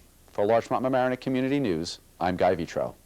You know, it's kind of interesting, Jenny, those film trucks and that. You think it's kind of an exciting thing to have a commercial filmed in your own neighborhood or location, but it ties up the streets, and some people wish they hadn't had their home offered as a commercial site. They don't recognize it when it's through. You know that D.W. Griffith had a studio at Flagler Drive. So one time, yeah. The Mamaroneck Village street sweeping program will resume on April 1st. Residents now must remember to check the signs posted along their streets and move their cars, or they will be ticketed. Just in case you don't see the sign, it is suggested that you call the Department of Public Works at 777-7745 before the sweeper comes in Mamaroneck Village. Jenny? And in Mamaroneck Town, a workshop on at-risk youth will be held from 8 a.m. to 2:30 p.m. in the community room at Hommocks Park Ice Rink on Hommocks Road. It will focus on ways the community can identify young people in need of help. There will be several guest speakers, including those from the New York State Division for Youth, and if you need further information, call the Mamaroneck Town's Recreation Department at 381-7865. The election for the Mamaroneck School Board is coming up. In Larchmont Mamaroneck Community News, reporter Sven Oehme spoke with Barbara Rosenblum, chair of the Mamaroneck Selection Committee for the upcoming school board. And they talked about the candidates. The committee has endorsed 4 candidates, Barbara Bennett-Rones and Jay Gottlieb, who are the incumbents, and in addition, Robert Martin and Susan Spencer. And can you tell us a little bit about more about the candidates? Well, 2 incumbents, so they have experience, obviously. Yes, the incumbents have each served for 3 years, and they brought a lot of thoughtful and excellent progress to the school board, and we roundly wanted them to continue with their work. The two new candidates, Robert Martin is a gentleman who has one daughter in the high school. He's from the Chatsworth Avenue district, and his background is in finance. And Susan Spencer is from the Orienta district. She has two sons who are grown and went through Central School. And she is a real estate agent locally. You already mentioned different schools. How do the different schools in our district, how do they get involved in the selection process? Well, the committee is comprised of 24 people, 6 from each school. 6 from each elementary school, Chatsworth, Murray, Central, and Mamaroneck Avenue. And the committee is elected and serves a 2-year term, so each year 12 new members are added to the committee. And this way, all of the schools have a say in what people will be selected to run for school board. And the members of the committee are also elected? That's correct, yes. So, and I guess that brings us to the vote on May the 7th. May 7th, right. So there's a vote on, I guess, the budget? School budget, yes. The new candidates? Yes, for the new candidates, and in addition for the selection committee. The 12, so it will be 12 new members who will be selected? That's correct, yes. 3 from each school. And if you like, I have the names of people they can contact at each school if anyone out there in the community has any interest in running for selection committee. That would be Heidi Weiss at Central School, Mike Plansky at Chatsworth School, Mike Forte at Mamaroneck Avenue School, and Amy Levere at Murray Avenue School. Okay, very good. Just, I guess, as a reminder to our viewers, the election itself and the vote actually is on May the 7th. That's correct, yes. Thank you very much for coming. Thank you so much for having me. If you are a viewer or supporter of LMC-TV, you should note May 1st on your calendar. LMC-TV's annual festival of public access television will be celebrated at the Emlyn Theater on that evening. Joe Windisch, Executive Director of LMC-TV, and Lynn Crowley, Access Coordinator, tell us more about the show and about how you can support this annual fundraiser for LMC-TV. Hi, I'm Lynn Crowley, and I'm having a conversation here with Joe Windisch, our Executive Director of LMC-TV. Joe, what are we here for today? Well, it's that time of year again. That time of year meaning the award show, our annual award show. This is the second year that we're going to do the Community Television Festival, which is where we want to celebrate all the producers who stuck with us through that very difficult year last year. That's right. And all the great shows they did. And so one thing I want to say is if you're a producer of a show on LMC-TV, you should enter your show in the festival. Yes, but let's get to that in a minute. Okay, yes. First, let's say when it is. Oh, when? May 1st. That's a Thursday night, May 1st, May Day, May 1st. 8 p.m., Emlyn Theater, also live on Channel 14. Yep. And as you mentioned, the People's Choice Award is one of the awards that is going to be given out, as we did last year. And so, well, we acknowledge everybody who enters the festival for all their work. Exactly. And the people choose their favorite. So, yes, there is a People's Choice Award. So if you would like to nominate your own show or someone else's show that you've seen, you should get in touch with us. Call us here at 698-6808. Right, during this month of April that's coming up. The whole month of April. And we will schedule and let everybody know in advance when we're going to be showing those programs, probably the 3 nights before May 1st.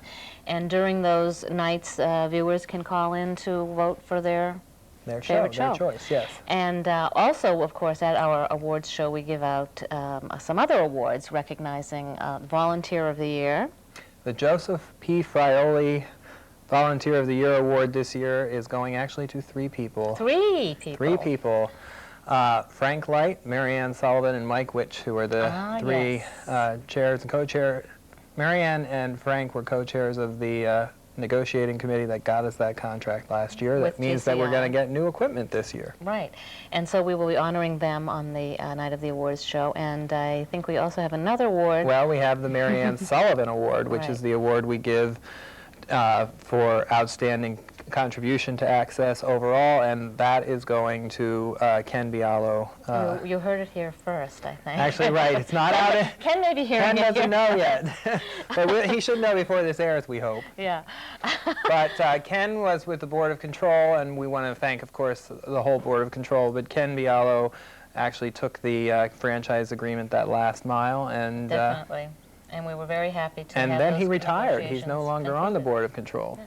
So that will all be part of the awards show. That'll all be part of the awards show. In addition, we will be doing another silent auction. Silent auction before the show. So we want you to come early. We'll have a nice little wine reception. Wine reception. And water for those who are whatever.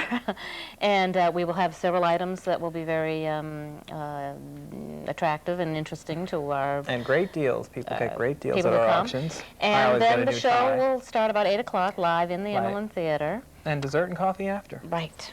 So come with us. Yeah. Join us. So May 1st, LMC-TV's annual award show and festival. Be there with us, please. Thank you. Thank you. You're welcome.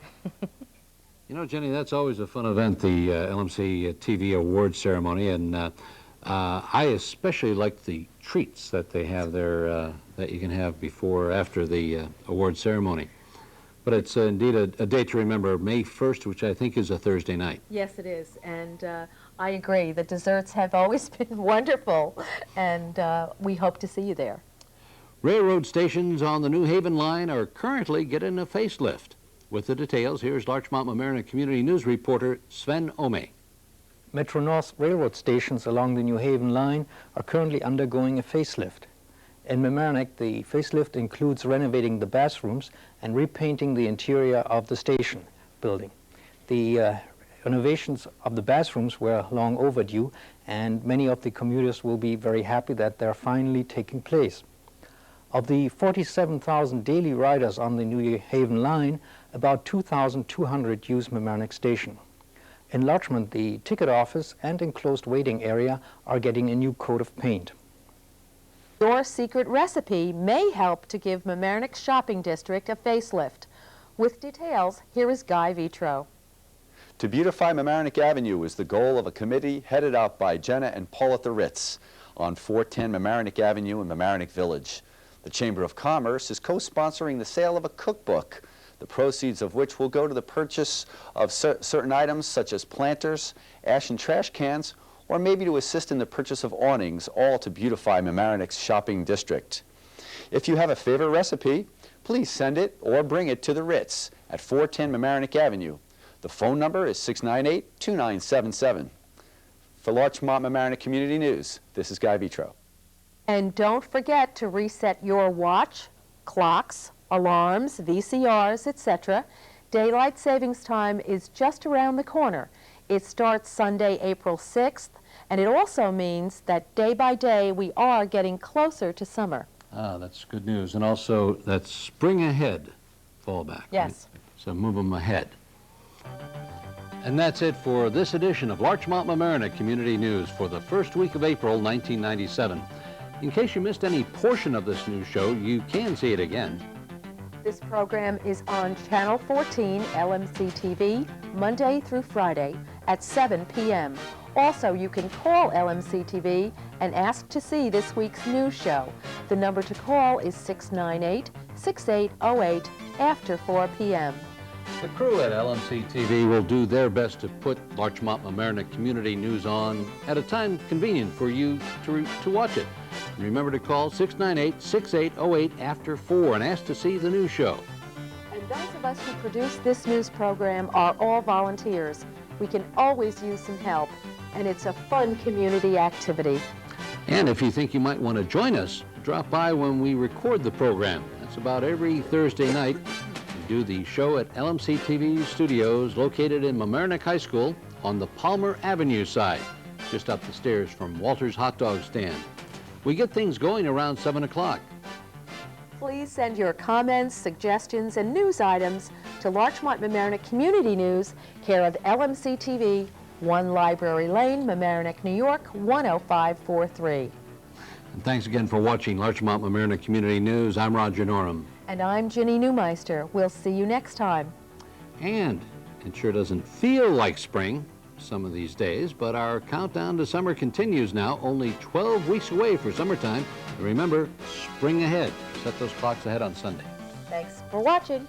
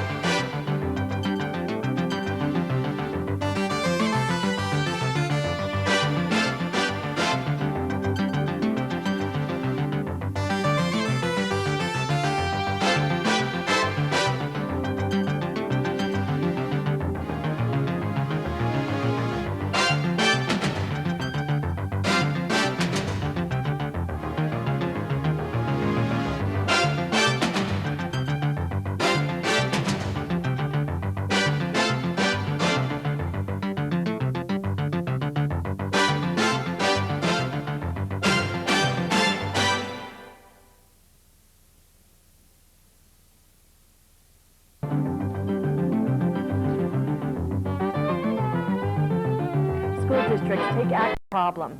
A burglary ring bust in Queens may be linked to some area burglaries. Larchmont's train station lacking some conveniences. No sign of relief.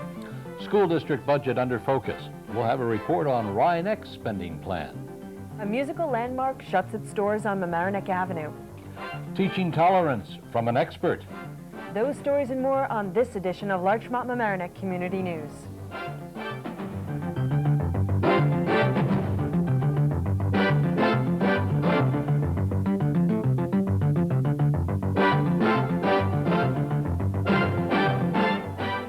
Hello and welcome to Larchmont Mamaroneck Community News for the second week of April, 1997. I'm Roger Norum. And I'm Alicia Myro. Our top story.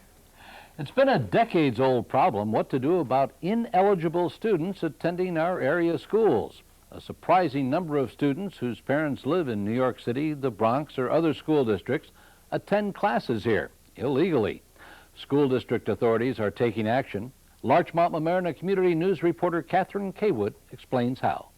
Now, when parents in the village of Mamaroneck get ready to register their children for the fall semester, they will be required to fill out an affidavit and have it signed by the owner of their home or apartment building. This new program will identify housing units that are being used illegally as multifamily dwellings. For example, if several affidavits come from an address that is supposedly a single-family house, this information will be passed on to the building department. Sometimes the landlords may not even be aware that illegal housing has been set up in their buildings without their knowledge. Also, this should put a stop to people who live outside of our school district but who give Mamaroneck as their address. And then we pay taxes to support our school district, and it doesn't seem fair that people who contribute no taxes to our school district receive the benefits of our school property taxes. The system has worked well for the Rye-Neck district, and Mamaroneck Mayor Joseph Lanze hopes that this new system will produce similar results for the village of Mamaroneck. For Larchmont Mamaroneck Community News, this is Catherine Caywood. Some Larchmont commuters want a couple additions to their train station that Metro North appears to be saying, you'll just have to wait.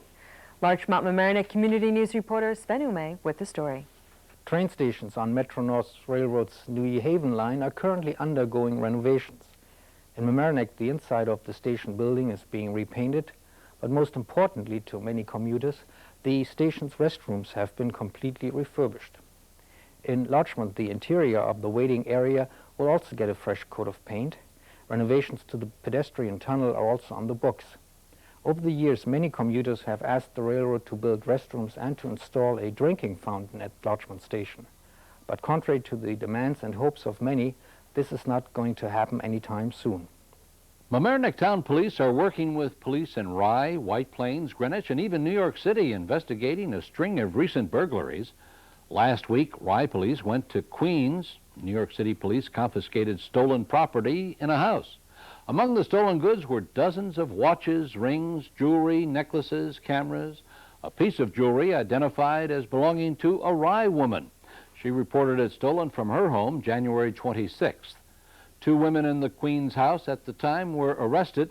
Mamaroneck Town Police hope the case may help solve some recent burglaries in this area. Teaching the lessons of tolerance from someone you might call an expert of sorts. Larchmont Mamaroneck Community News reporter Glenna Gray has the story. Tom Martinez, an ex-KKK member, spoke to students in the Rye Neck School District about the dangers of the Ku Klux Klan. Mr. Martinez emphasized that teenagers are the most important people to reach. Mr. Martinez recounted how he recruited others to join the hate group in search of young warriors. Now, at 41 years of age, a father and a husband, Tom is attempting to correct the errors of his youth. He also stated, "We have a major problem in America. It is hate." Area shoppers on Mamaroneck Avenue may remember it as Sight and Sound, or by its most recent label, Mostly Music. Almost a landmark on the avenue, and it is no more, as we learn in this report from Larchmont Mamaroneck Community News reporter Jenny Neumeister. Mamaroneck lost one of its favorite stores when Mostly Music, formerly Sight and Sound, closed its doors at the end of March. As vinyl records have been replaced by digital compact discs, and the 60s rock and 70s disco has been replaced by the alternative and rap music of today, it's hard to compete with the mega music stores in the shopping malls. Location is everything, and says Bob Ripley, who owned the store since 1977, the music business has a low profit margin, and you need a lot of traffic. Business has dropped off over the last few years. But many a week's allowance was spent there, many a gift was bought, and many a friendship formed at Mostly Music. Thanks for the memories. We'll miss you. For Larchmont Mamaroneck Community News, this is Jenny Neumeister. The change of venue order has moved a New Rochelle court case to the town of Mamaroneck. Defense lawyers in the case are not the least bit pleased about it either. The case involves 8 New Rochelle African Americans who were arrested on disorderly conduct charges last November during a protest. The protest was over a New Rochelle City Hall decision to hire some workers. The protesters picketed, charging racial motivations in the hirings. The 3 New Rochelle judges all recused themselves from the hearing because they said they either knew or were familiar with the protesters. A Westchester County judge sent the case to Mamaroneck Town. The defense wanted the case heard in Mount Vernon or White Plains, saying the racial and ethnic composition in those communities is similar to New Rochelle. One defense attorney is quoted in the Daily Times saying the case went to Mamaroneck for one reason. The Westchester DA's office believes they can't lose there. Alicia? It's time for taking a closer look at school budgets. Voting for them and school board candidates is less than a month away. Larchmont Mamaroneck Community News reporter Lori Valvano has some details on the Rye Neck School District budget. Rye Neck Schools administrators and board members proposed a budget of over $15 million for the 1997-98 school year. Due to increased enrollment, the budget calls for 5 new teachers, 1 more teacher's aide, and a full-time nurse during school hours. Rye Neck plans to add a kindergarten class, a first grade class, and a 5th grade class. A high school teacher and a teacher for the resource room are also proposed. In order to maintain the tax rate increase at its proposed level, the board eliminated funds for court-ordered tax refunds and cut 1/3 from the capital budget. Rye Neck's Financial Advisory Committee endorsed the budget, proclaiming the budget is responsible and practical, effectively balancing the goal of academic excellence and opportunity with fiscal conservatism and restraint.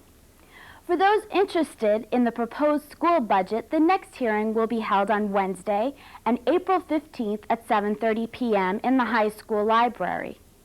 The final budget vote and election will be held on May 7th. For Larchmont Mamaroneck Community News, this is Lori Valvano. As you already know, Thea Beaver is Larchmont's new village justice, having beat out longtime Democratic Justice Harvey Brown on March 18th.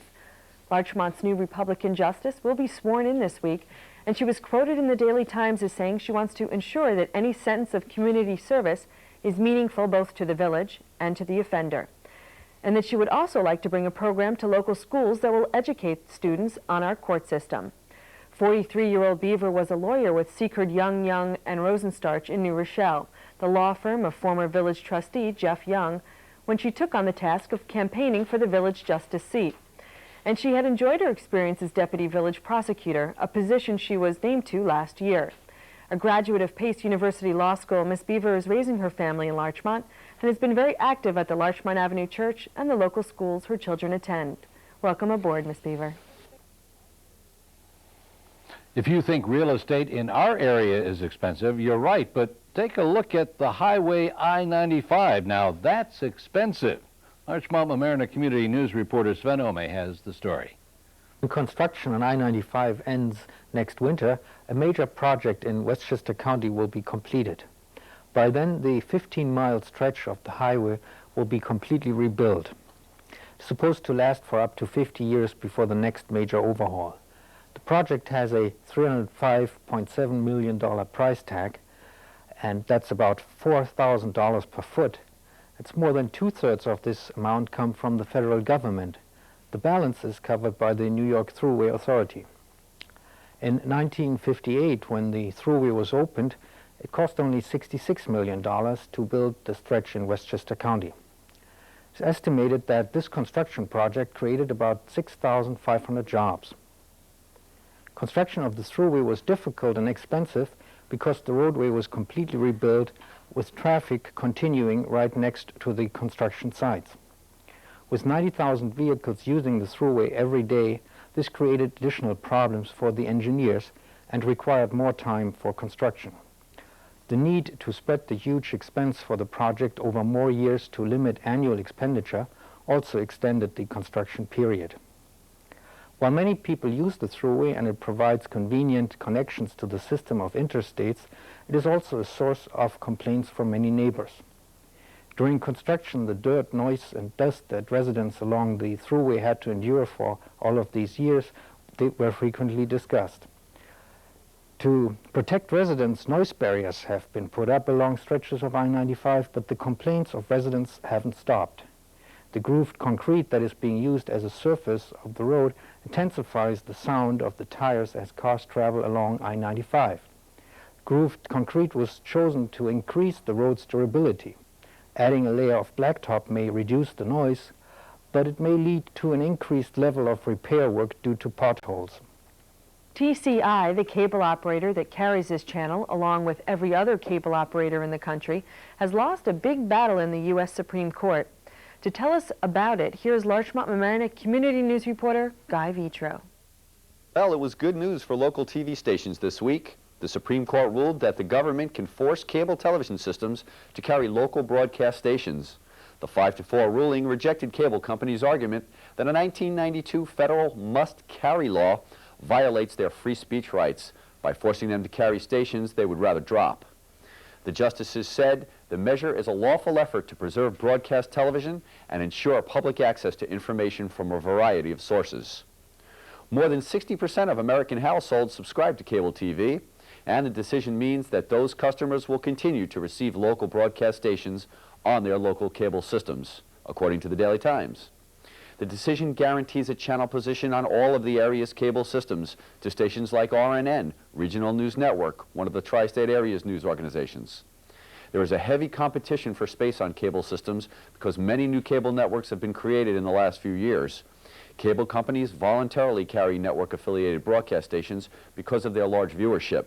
But the smaller independent channels feared that without the must-carry rule, cable systems would drop them.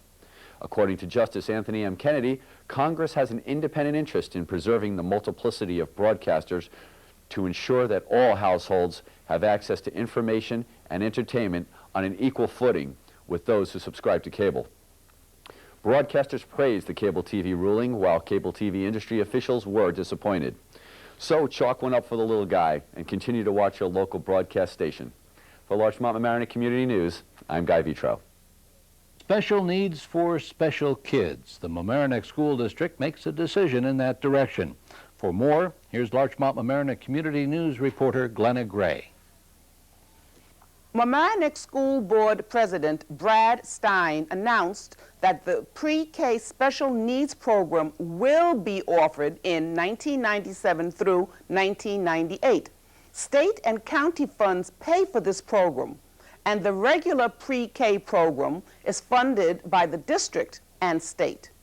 Because the district had not received assurances from the state for the program's funding, the special needs program was initially dropped, but it is back in again.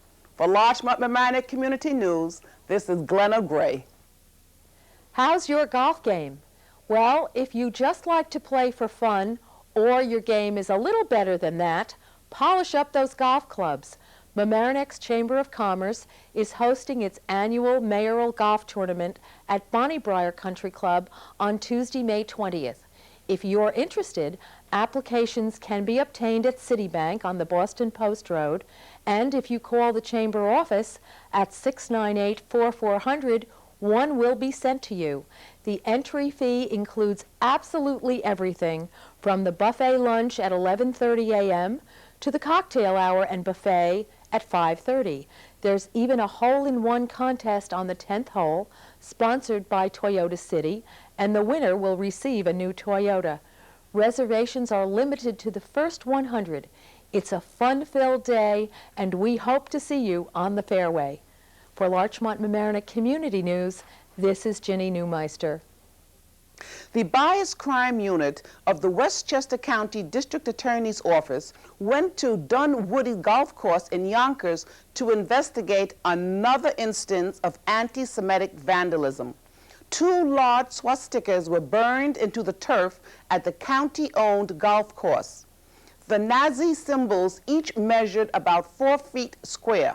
Westchester Holocaust Commission President Donna Cohen called for passage of anti-hate crime legislation proposed by Governor Pataki. 4 professional productions will hit the stage at the Emlyn this summer. Among the plays that will be shown is the 1940s Radio Hour. The other 3 productions have not yet been determined. The Emlyn will produce its summer theater series with a $40,000 grant from the New York State Council on the Arts. The total budget for the 4 plays is $180,000. The balance of $140,000 has to be raised through ticket sales. Each production will run for 2 weeks. The 1940s Radio Hour will begin previews on June the 3rd. Opening night will be on June the 5th, which is also the night of the Emlyn's annual fundraising gala. And that's it for this edition of Larchmont Mamaroneck Community News for the 2nd week of April, 1997. In case you missed any portion of this news show, you can see it again. This program is on Channel 14 LMC-TV Monday through Friday at 7 p.m. Also, you can call LMC-TV and ask to see the news show. The number to call is 698-6808 after 4 in the afternoon. The crew at LMC-TV will do their best to put Larchmont Mamaroneck Community News on at a time that's convenient for you to watch. Remember, the number to call after 4 is 698-6808. Ask to see the news show. And if you want to get involved, you can. We are all volunteers, and we can always use some help. We record on Thursday nights. Stop by some Thursday night when we put this program together. We're at the LMC-TV studios in Mamaroneck High School on the Palmer Avenue side, just up the stairs from Walter's Hot Dog Stand. If you have any comments, suggestions, or local news items, send them to us at Larchmont Mamaroneck Community News, 1 Library Lane, Mamaroneck, New York, 10543. And thanks for watching Larchmont Mamaroneck Community News. I'm Roger Norum. And I'm Alicia Myro. Let's hope springtime is now here to stay. And it's only about 10 weeks to summertime. And one other final note, Alicia. Remember to keep the night of Thursday, May 1st open. That's the LMC-TV Awards night at the Emlyn. Remember, that's Thursday night, May 1st, for the LMC-TV Awards at the Emlyn Theater. And we'll all be there.